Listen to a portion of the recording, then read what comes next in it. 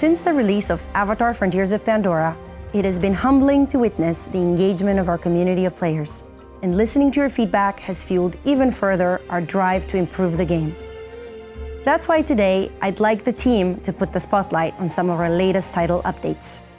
We're excited to have introduced a 40 FPS mode, providing smoother gameplay while maintaining a high visual quality. This feature will be available if you're using a TV that supports 120 Hz and 4K resolution.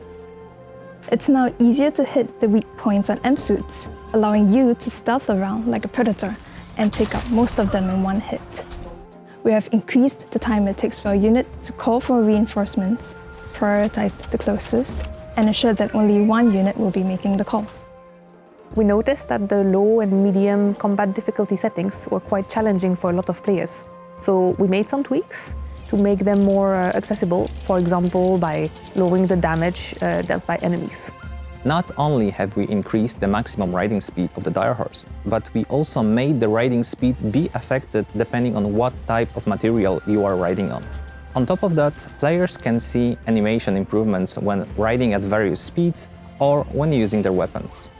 In order to make it more convenient to explore upper planes from the back of a dire horse, we made it possible to pick up certain harvestables without dismounting.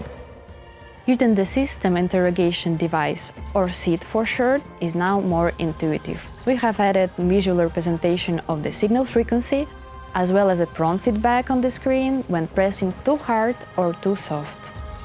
Your Navi senses helps you navigate through the world of Pandora. This has been improved. Harvestable material stats now display all skills and buffs when viewed within the Hunter's Guide and when expecting with your Navi senses. This allows you to plan for the perfect gear. We introduced some quality of life fixes, for example, by allowing you to access stashed goods from the crafting tables, from the cooking stations, and also from the community baskets.